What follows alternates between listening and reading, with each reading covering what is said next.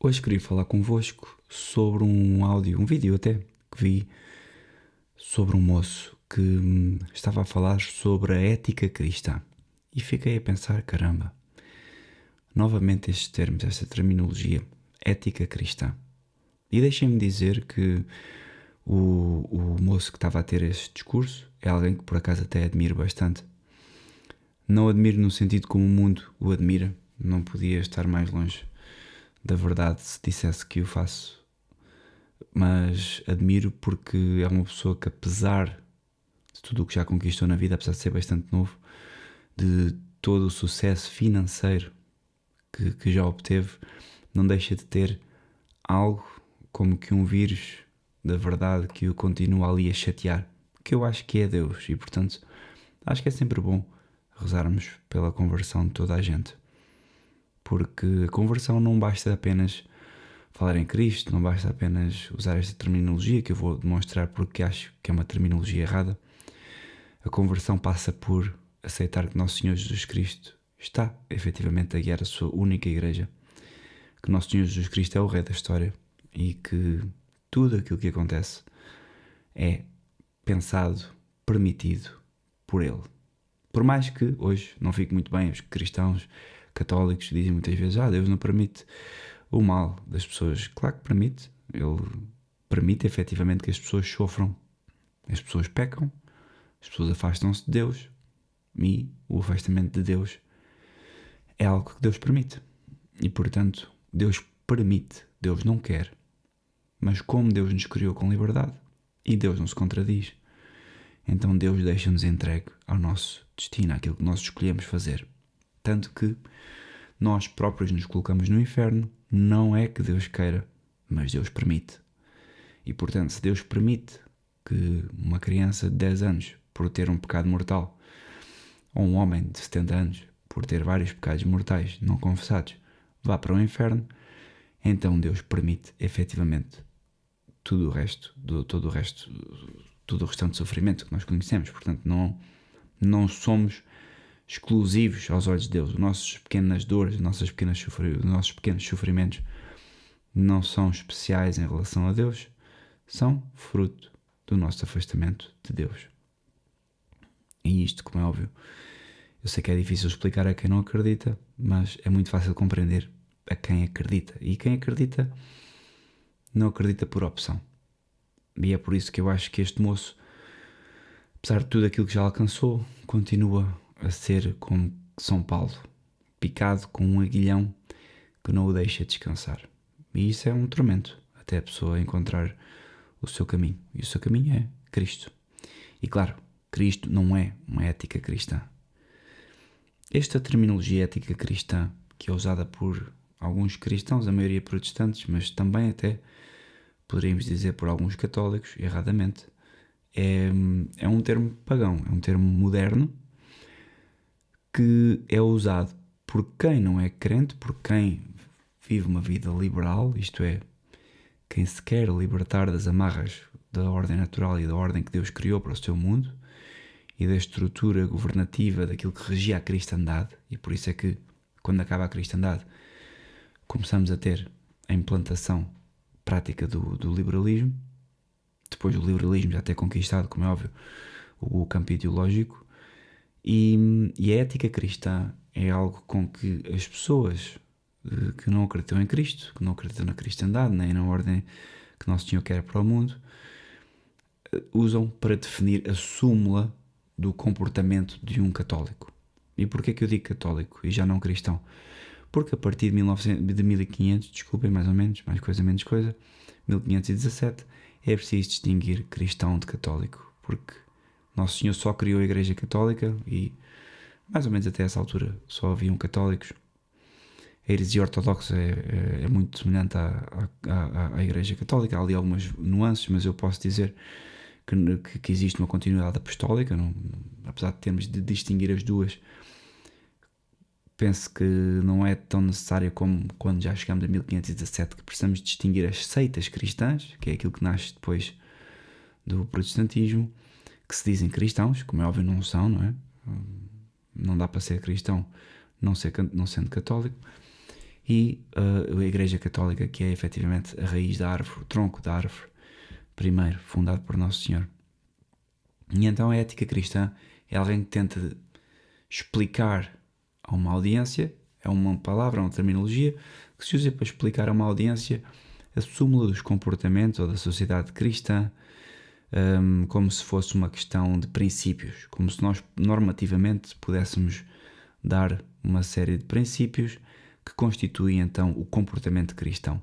Isto não existe. Existem efetivamente os mandamentos de Deus, ponto, final, parágrafo. E alguém diga que os mandamentos de Deus são uma ética. Não, não é uma ética. Os mandamentos de Deus são exatamente mandamentos. É uma ética que pressupõe que há uma adesão humana. A ética pressupõe que há uma praxis humana que adere a algo. E os mandamentos de Deus existem independentemente do homem. Existem independentemente da adesão humana. Deus criou o mundo, Deus criou o universo e criou as suas leis. E não é uma questão de nós querermos ou não querermos obedecer, porque poderíamos criar toda uma ética distinta destas leis e chamar-lhe ética na mesma, que não estaríamos a mover 1 centímetro apenas, 1 milímetro, 1 iota apenas naquilo que Deus instituiu. Portanto, nós, católicos, não vivemos de acordo com uma ética, nós vivemos de acordo com um homem. É uma diferença absurdamente gigante. Este homem, como é óbvio, é a súmula de tudo aquilo que já existiu e que existirá. Nosso Senhor Jesus Cristo, Criador do mundo, Criador do universo, Rei do universo, escolheu, obedecendo ao seu Pai, encarnar, tomar a forma humana. Escolheu viver efetivamente uma vida sem pecado, uma vida experimentando os nossos padecimentos, não como nós, claro, com as nossas doenças e desordens morais, mas padecendo coisas tão básicas como uma fome. E não podemos dizer a desordem dos sentidos, porque efetivamente não existia desordem dos sentidos como nós a sentimos, mas existia uma interface, podemos dizer que é o seu corpo, uma limitação à sua natureza infinita. E essa natureza infinita experimentou essa finitude. Experimentou ao ponto de querer morrer por essa finitude, querer sacrificar-se como sacrifício último. E, portanto, nós não vivemos já apenas com os mandamentos de Deus. Vivemos com esses mandamentos executados à perfeição num homem que, por esses mesmos mandamentos, pelas nossas fraquezas, pela nossa finitude, se ofereceu como sacrifício último pela humanidade. O pecado entra por Adão, um homem, e o pecado é expiado por outro homem. Obviamente que teria que ser um homem com a natureza também divina. Isto porque a ofensa de Adão foi uma ofensa a um ser infinito. Quando nós ofendemos Deus, nem que seja com uma vírgula apenas do nosso comportamento, com um pecado venial, nós ofendemos algo que é infinito e, portanto, não conseguimos conceber na nossa compreensão a gravidade da ofensa de algo infinito. E daí que esse algo infinito, supremamente ofendido por Adão e, consequentemente, por todos os seus filhos, até Nosso Senhor Jesus Cristo e até hoje, esses pecados necessitam ser expiados de uma forma que seja igualmente infinita, igualmente que tenha capacidade de redenção infinita. E só Deus conseguiria fazer isso. E então, Deus encarnou e optou, escolheu, quis morrer na cruz por nós como sacrifício último. Não há mais sacrifícios de animais, não há mais sacrifícios de nada a não ser do nosso coração, dos nossos vícios. E, portanto, a partir desse momento em que Nosso Senhor morre na cruz, a partir do momento em que Nosso Senhor funda a sua igreja, a partir do momento em que Nosso Senhor institui os sacramentos, em especial a Santa Missa, nós não vivemos mais apenas com 10 mandamentos, nós vivemos com uma praxis. Essa praxis não é um guia, não se traduz numa ética. É impossível descrever uma ética, podem fazer todo o esforço que quiserem. seria melhor descrito lendo apenas o missal ou rezando apenas uma Santa Missa uma vez em toda a eternidade, seria melhor descrito uma suposta ética cristã, católica, do que qualquer tratado que tentasse enumerar a praxis, qualquer compêndio canónico que tentasse enumerar todas as regras e bens morais. Porquê? Porque não é assim que funciona com Deus. Com Deus tudo é desmultiplicado ao contrário. Com Deus o pequeno é grande. Com Deus os últimos são os primeiros.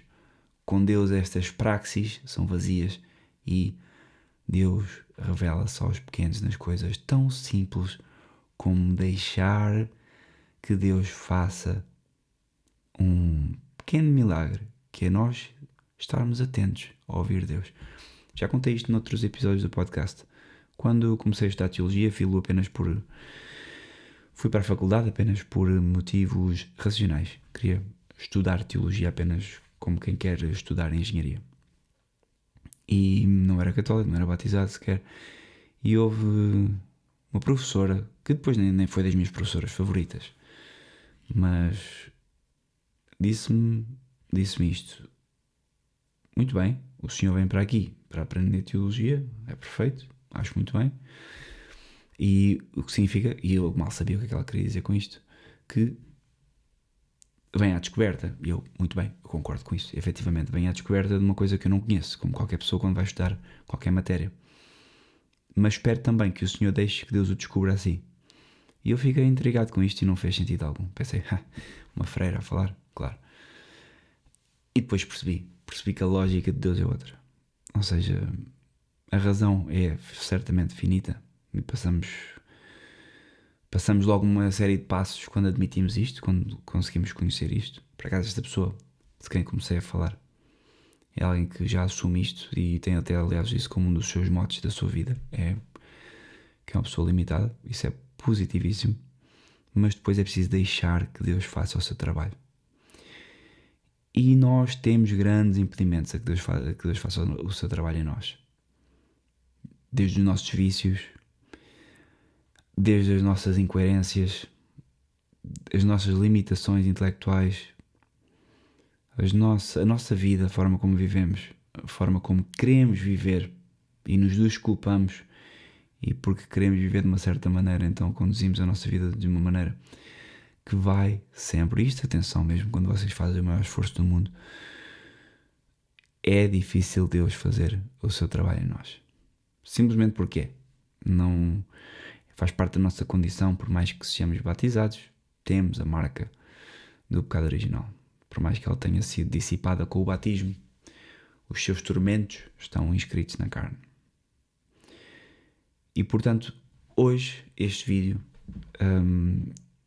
queria apenas trazer esta ideia de que não há uma ética cristã. Quem pensa que pode aderir a uma ética cristã porque gosta dos princípios cristãos, não percebeu nada do que é o cristianismo.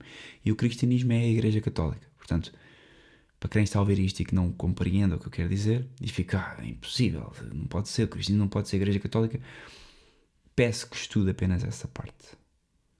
Estudem a fundação da Igreja Católica. Quando é que ela foi fundada? Quando é que começam a existir as heresias? Logo desde o início. Como é que essas heresias eram dirimidas?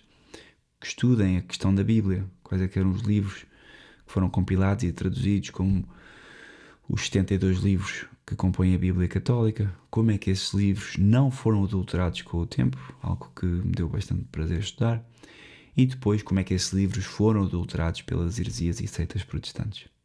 E como, precisamente, foi com o protestantismo que o liberalismo ganhou asas. Ou seja, o protestantismo, podemos até dizer, a certa medida, que o protestantismo é já fruto, em parte, de um espírito liberal, que é um espírito que entra como por contaminação desta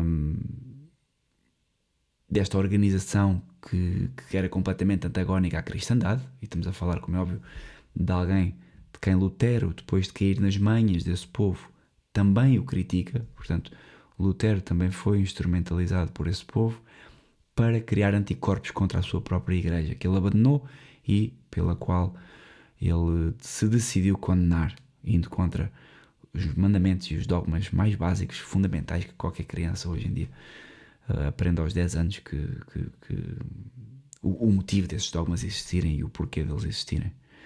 Portanto, infelizmente as heresias cristãs brotam de uma soberba gigante, de uma falta de moderação e prudência brutais, e depois, claro, alimentadas continuamente ao longo dos séculos pela ignorância de muitos. Graças a Deus, na Igreja Católica temos tido doutores da Igreja que nos têm mostrado o caminho mesmo quando a Igreja envereda por crises gravíssimas, como é o caso da crise de agora, que não é exclusiva, já tivemos várias crises graves. Esta parece-nos mais grave porque é aquela que estamos a viver, também mais grave porque há muito mais forma de difundir os erros, e hoje vivemos infelizmente numa altura em que os erros são difundidos por muitos prelados e sacerdotes e leigos que difundem o erro. Mas, como diz o professor Jacinto Farias no seu canal, quem não segue o professor Jacinto Farias, podem segui-lo, é um professor muito bem intencionado, muito bem formado teologicamente. Obviamente tem o seu defeito, foi formado no modernismo, cresceu no modernismo, mas de forma incrível, quase impossível, eu diria. Deus deu-lhe a graça de navegar bem nesse meio e continua a ser acutilante. Tudo aquilo que eu tenho visto ele dizer é de uma precisão incrível. Eu acho que ele só não diz mais porque precisamente é um sacerdote da igreja, tem os deveres da caridade e da obediência e está sujeito a isso. E pronto, e tem a sua vida, e nem todos podemos ter o mesmo papel, nem todos podemos fazer as mesmas coisas. Muito bom já é poder ouvir um sacerdote que vive nas estruturas da igreja moderna, com a crise desta estrutura moderna, e diz o que ele diz. E ele diz precisamente isto, que a igreja corrige-se, se não pelos seus prelados, pelos seus fiéis. E foi muito bonito ouvi-lo dizer isto num vídeo há pouco tempo, onde ele manifesta que efetivamente hoje em dia vemos pessoas normais a corrigir prelados, vemos a fé ser mantida, vemos a igreja viva, vemos o Espírito Santo quando os modernistas dizem que vão lá para os organismos dos sínodos fazer consultoria democrática e dizem que o Espírito Santo, e que usam quase uma linguagem, quase não, usam efetivamente uma linguagem woke para blindar aquele comportamento que é tudo menos induzido pelo Espírito Santo. É um comportamento claramente liberal, claramente anticatólico, e eles transmitem estas mensagens. O professor Jacinto diz que tudo isto está a ser corrigido in loco, em tempo real, pelos fiéis, ou seja, aquele pequeno resto que está permanentemente a sofrer pelo seu Deus e pela sua aliança. Porque efetivamente isto não vai ser o ponto deste vídeo, vai ser o ponto do próximo.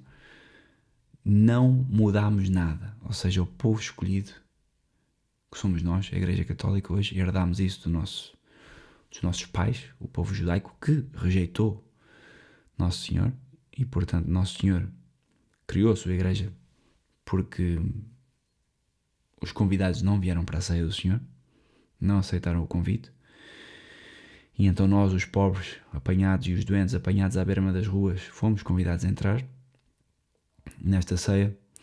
Somos nós hoje que continuamos os mesmos exatos erros dos nossos pais.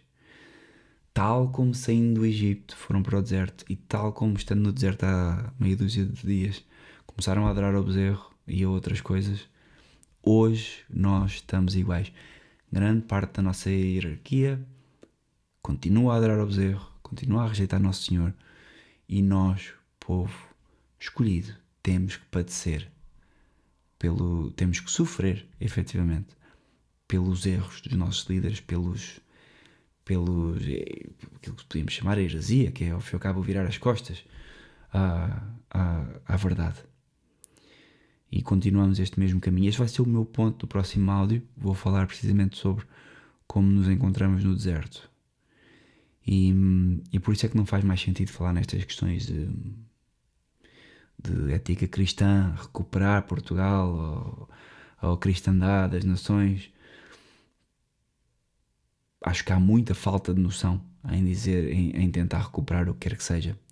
Acho que é não perceber ponto número 1 a história, é não saber ler os últimos 300, 400 anos, e depois acho que é uma falta também de noção e de conhecimento daquilo que são as escrituras e a nossa história como católicos e como também descendentes de Abraão e de Moisés. É falta de leitura teológica. Quem tem estes dois componentes, a leitura histórica e teológica, não pode nunca defender uma espécie de ética cristã ou um restaurar algo que eu... Aqui se vocês falassem comigo há 4 anos, ainda pensava ser possível. Hoje, não que alguma coisa tenha mudado, ou seja, nada se consumou de forma diferente socialmente. A única coisa que se aprofundou, fui eu, que talvez tenha começado a sofrer mais pelos meus filhos, pela minha família. Talvez tenha investigado um pouco mais sobre a história da minha igreja, a história dos nossos patriarcas, e tenha realmente percebido, talvez por uma graça de Deus, talvez apenas por ignorância minha, eu esteja completamente errado, que estamos efetivamente num deserto porque Deus assim o quer. E isto será tema do próximo vídeo. No entanto, não adiram a este tipo de discurso. Éticas cristãs não existe. Existe Cristo, existe aquilo que Cristo quer e Cristo não quer. Existem os mandamentos de Deus, existem os mandamentos da Igreja. A cristandade o que fez foi somar uma série de pessoas que faziam isso. E isto não se traduz numa ética. Não dá para ter uma ética cristã se eu não compreendo a Santa Missa. Ponto. Eu sei que parece redutor, mas se acha que isto é redutor é porque não compreende a teologia católica. Eu lamento, mas eu tenho que dizer exatamente isto. Se a pessoa não compreende a Santa Missa, não compreende a atualidade. É tão simples como isto. Não há forma de compreender a atualidade se não compreendermos o que está ali a acontecer, e para compreender o que está ali a acontecer nós temos que compreender os últimos 2000 anos e um pouco mais do que isso. E tendo esta leitura que obviamente é racional, mas auxiliada pela fé, conseguimos fazer algo mais. Grande abraço, vamos falando.